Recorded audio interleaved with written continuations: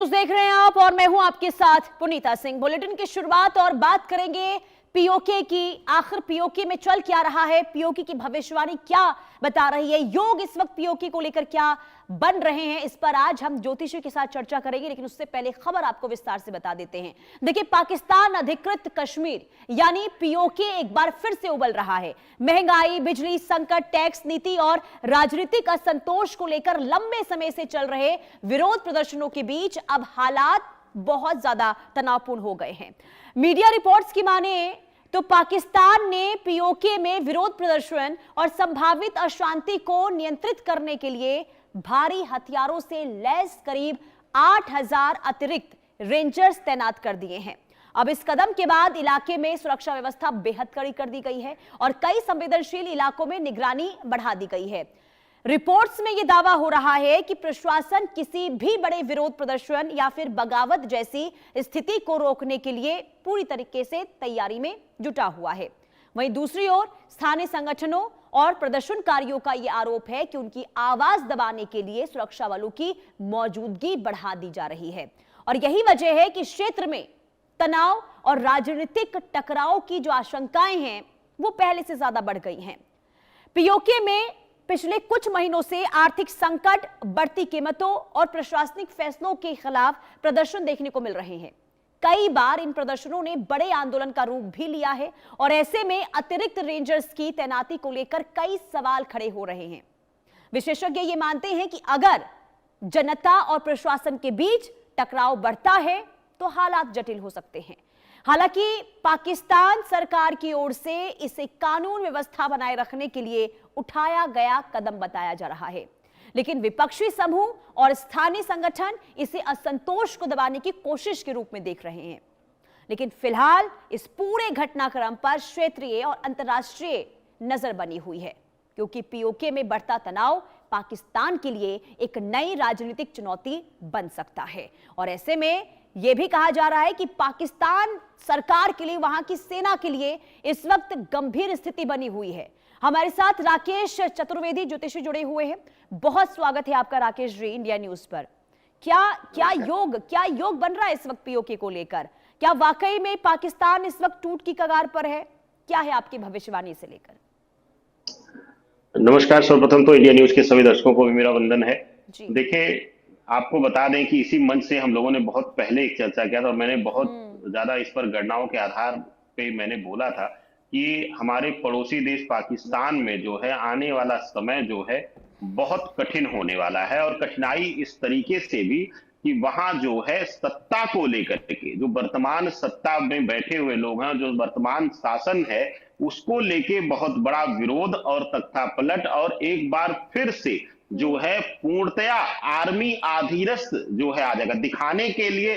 तो अभी वहां पर जो है एक लोकतांत्रिक सरकार है, लेकिन वास्तविक पूछा जाए तो अभी भी वहां आर्मी, लेकिन प्रत्यक्ष रूप से भी एक बार फिर से वहां पर आर्मी गवर्निंग पावर हो जाएगी। प्रत्यक्ष रूप से फिर से एक बार वहां पर आर्मी का ही शासन होगा। विद्रोह की आग जो है सिर्फ जो है बलूचिस्तान या एक विशेष हिस्से को नहीं बल्कि पूरे पाकिस्तान को जलाने वाली। और आपको बता दें गीता जी, अभी इसका तो सिर्फ शुरुआत हुआ है। अभी 27 तारीख को, 27 जुलाई के बाद जो है जैसे ही शनि वक्री हो जाएंगे उसके बाद इसका वास्तविक विकराल स्वरूप देखने को मिलेगा।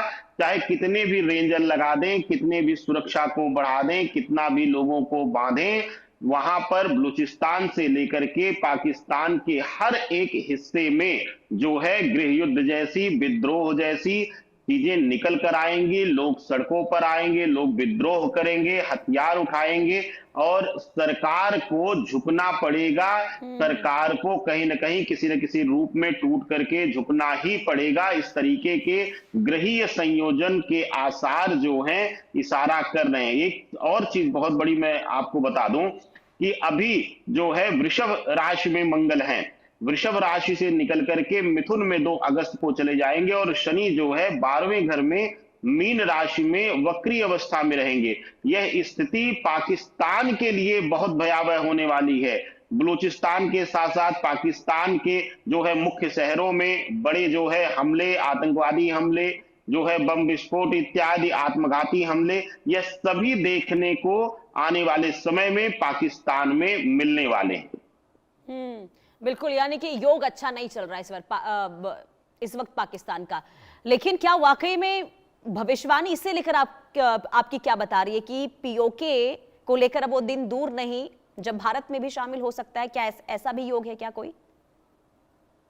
पुनीता जी, आप ही के मंच पर अभी मुझे लगता है 1 हफ्ते हुए हैं रात्रि वेला के शो में मैंने इस विषय पर एक गहन अध्ययन के साथ जो है सटीक भविष्यवाणी को रखा था।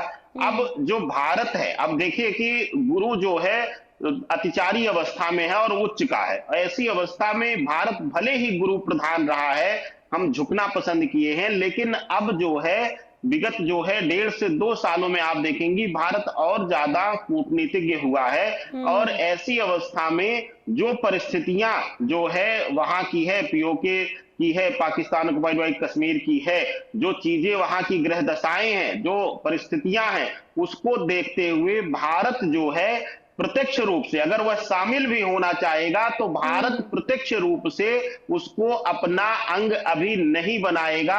यह जो है आने वाले जो है 2 से 3 वर्ष, क्योंकि अभी जो है शनि जो है गोचर करके जो है मेष राशि में प्रवेश करेंगे और अगला 2.5 वर्ष वह मेष राशि में बिताएंगे। तो ऐसी अवस्था में मुझे अगले 3 वर्ष तक जो है ऐसा कोई संकेत नहीं दिखाई दे रहा है। हाँ, यह है, मुझे दिख रहा है कि भारत जो है वहां पर एक बल दे करके पाकिस्तान के लिए वो एक ऐसे नासूर के रूप में बना देगा जब जैसे अब तक जो है पाकिस्तान हमारे कश्मीर में षड्यंत्र करके लोगों को जो है भड़का करके अब तक जो है गंदगी फैला रहा था, आतंकवादी हमले कर रहा था, लेकिन भारत वहां पर सिर्फ कूटनीतिक रूप से बल देकर वहां के लोगों की रक्षा करके, वहां के लोगों को संसाधन प्रदान करके जो है वह पाकिस्तान के खिलाफ एक बहुत बड़े विद्रोह की आवाज को बल देगा। इस तरीके के ग्रह दशाएं मुझे दिखाई दे रही हैं। अभी विगत 3 वर्षों में मुझे कहीं से भी विलय पूर्ण रूप से दिखाई नहीं दे रहा है भारतवर्ष में। लेकिन जरा ये भी बताइए राकेश जी, ग्रह गोचर इस वक्त वहां की सरकार के लिए, खास करके शहबाज शरीफ के लिए क्या बता रहे हैं? और आसिम मुनीर क्योंकि पावरफुल व्यक्ति हैं पाकिस्तान के और जो वो चाहते हैं वो इस वक्त वहां पर कर रहे हैं, उनको लेकर ग्रह क्या बता रहे, उनको लेकर भविष्यवाणी आपकी क्या है? क्या उनका एक शत्र राज इसी तरीके से पाकिस्तान पर चलता रहेगा? पुनीता जी, बहुत सर्वोत्तम प्रश्न है। और जितना मैंने जो ऑपरेशन सिंदूर के समय जितना इन 2 व्यक्तियों के चेहरों पर, भाव भंगिमा पर और जो शोध मैंने किया था, मैंने तब भी बोला था कि 2026 के मध्य आते आते जो है इन दोनों को लेकर के नकारात्मकता और बढ़ेगी। आसिम मुन्नीर हो या फिर वहां पर जो है शरीफ का जो प्रभाव है, दोनों ही जो है अपने अंत की तरफ जा रहा है।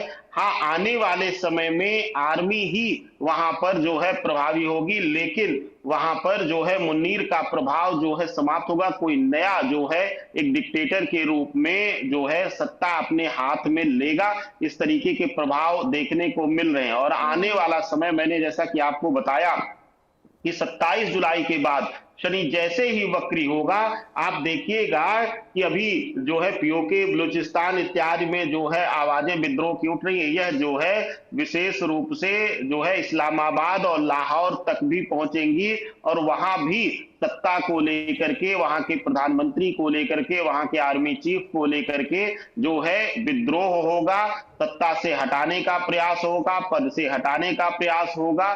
जो है विशेष रूप से शरीफ के लिए तो मैं कहता हूं कि वहां पर बहुत जल्द उनको अपने पद से भी हाथ धोना पड़ सकता है। इस तरीके के आसार शनि वक्री अवस्था में दिखाई दे रहे हैं। 27 जुलाई से लेकर के की भविष्यवाणी है या फिर शहबाज शरीफ की, राकेश जी? शहबाज शरीफ को तो इसी दौरान ही जो है पद से हाथ धोना पड़ सकता है। आसिफ मुन्नीर अभी जो है बने रह सकते हैं, लेकिन उनका भी प्रभाव धीरे धीरे समाप्त होगा।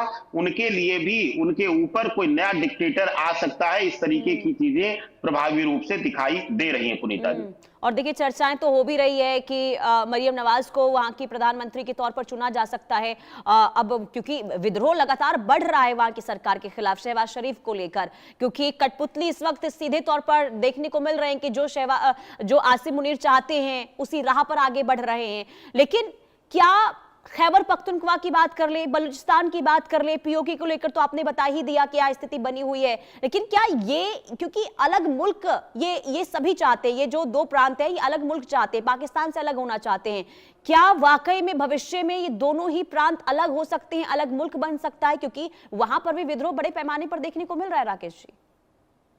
देखिए, जो दोनों प्रांतों का आपने चर्चा किया, ये दोनों की जो है स्थितियां ऐसी हैं, ग्रहीय संयोजन ऐसा है कि यह एक विद्रोही अंग बनेगा। जैसे कि हम आज के समय में तालिबान की स्थिति देख रहे हैं, जो परिस्थितियां तालिबान की है वही स्थितियां मुझे इन दोनों प्रांतों की दिखाई दे रही है। यह एक अलग अपने सिर्फ जो है कट्टरता और अपने जो है विद्रोह की वजह से होंगे, और अपना एक अलग जो है प्रभुत्व और प्रभाव स्थापित करने की चाहोगी। क्योंकि देखिए, चाहे पाकिस्तान की बात कर लें, चाहे हम जो है विशेष रूप से इन दोनों हिस्सों की बात करें उसके अंग के, यह दोनों भी जो है रहस्यात्मक और पूर्ण रूप से शनि राहु प्रधान है। और ऐसी अवस्था में यह आने वाले समय में देखिएगा कि मुझे तो जो मेरी गणना है वह, मैं कहता हूं बार बार कि ऐसे जो दोनों अंग जो जिन परिस्थितियों में है, जो भौगोलिक स्थितियां, क्योंकि ज्योतिष शास्त्र में ग्रहों, नक्षत्रों और भौगोलिक स्थिति और उस स्थान की ऊर्जा के जो है अकॉर्डिंग जो है भविष्यवाणी की जाती है। और जो मुझे अध्ययन में मिलता है, यह दोनों जो है भविष्य के जो है एक तरीके से पाकिस्तान के लिए जो है दूसरा तालिबान बनकर के आ रहे हैं, और ये दोनों ही एक विद्रोही प्रांत बनेंगे, और यह पाकिस्तान को समाप्त करने और पाकिस्तान को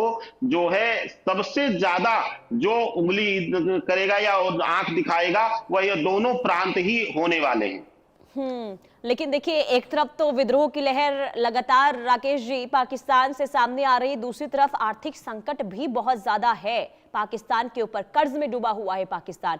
ऐसे में अंतर्दशा क्या है पाकिस्तान की, क्या उबर पाएगा आर्थिक चुनौतियों से?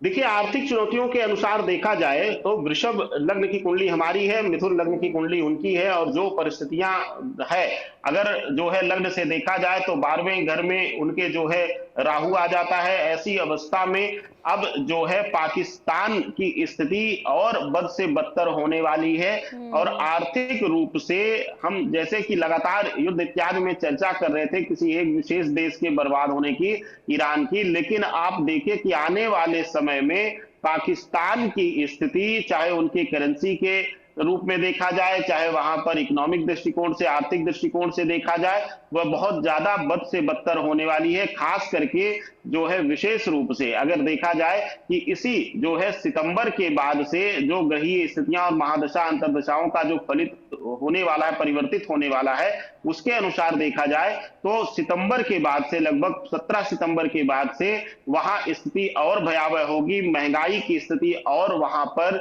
जो है विकराल स्वरूप लेने वाली है। तो वहां जो है आर्थिक दृष्टिकोण हो या जो है राजनीतिक दृष्टिकोण, दोनों से पाकिस्तान के जो ग्रहीय संयोजन है, क्योंकि 12वें घर में राहु, और राहु जो है इस समय शनिवत है, और आगे भी दिसंबर के बाद 1.5 वर्ष जो है शनिवत ही रहेगा, यानी मकर में रहेगा। तो ऐसी स्थितियों में पाकिस्तान के लिए बहुत अच्छा हम प्रभाव नहीं कह सकते हैं, आर्थिक और राजनीतिक दोनों लिहाज से। लेकिन एक चीज मैं आपसे ये जानना चाहूंगी, क्योंकि देखिए पाकिस्तान जिस बदहाल स्थिति में, इसके बावजूद भी वहां की सरकार, वहां की सेना का जो मनोबल है वो अलग ही चरम पर देखने को मिलता है। अब सोचिए ये स्थिति है, लेकिन ईरान और अमेरिका के बीच में मध्यस्थ करने की कोशिश कर रहा है, शांति स्थापित करने की कोशिश कर रहा है। हालांकि देखिए तुलना नहीं करनी चाहिए, लेकिन अगर हम पाकिस्तान और भारत की कुंडली की तुलना करते हैं तो जरा इसके बारे में समझाइए कि कहां पर पाकिस्तान है और कहां पर भारत है। देखिए प्रीता जी, अगर पाकिस्तान और भारत की कुंडली क्या, अगर ग्रहों के अनुसार तुलना किया जाए तो सबसे जो प्रभावी एक चीज बस समझ लीजिए कि हमारा वृषभ लग्न है और लग्न का राहु है, उनका जो है 12वें घर का राहु, मोक्ष घर का राहु जो है विनाश कराता है, गलत अहंकार देता है, जो है भोजन ना होते हुए भी जो है कर्ज का वस्त्र लेकर के, कर्ज की गाड़ियां लेकर के, एक सामान्य अगर ज्योतिष गणना में आप इसको समझिए कि खाने के लिए ना हो लेकिन कर्ज पे वस्त्र लेके अच्छा वस्त्र और अच्छा भोजन अच्छे रेस्टोरेंट में बैठ के खाने की आदत दिलाता है। यही अवस्था जो है पाकिस्तान की है। अगर भारत की तुलना किया जाए तो भारत जो है वृषभ लग्न में राहु जो है एकदम से स्वाभिमानी बनाता है, आत्मसम्मान के लिए लड़ने वाला बनाता है, और हम दिखावा करने वाले नहीं है। लेकिन वहीं पाकिस्तान की स्थिति सिर्फ जो है दिखावे की है, और इसी दिखावे में वह बर्बाद हो रहा है। और जो आर्मी की स्थिति आपने कहा, क्योंकि आर्मी जब 12वें घर में राहु बैठ जाता है, आर्मी का कारक ही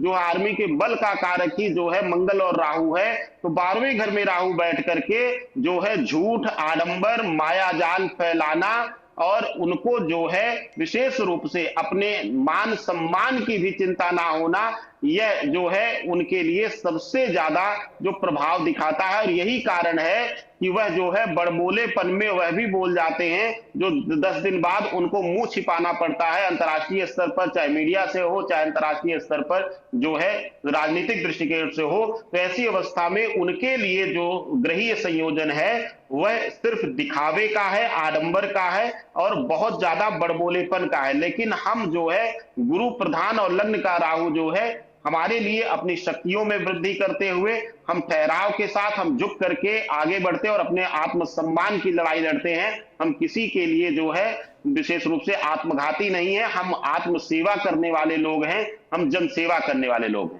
हैं। बिल्कुल, बहुत शुक्रिया जुड़ने के लिए इंडिया न्यूज पर राकेश जी। अब आगे बढ़ते हैं और बड़ी खबर का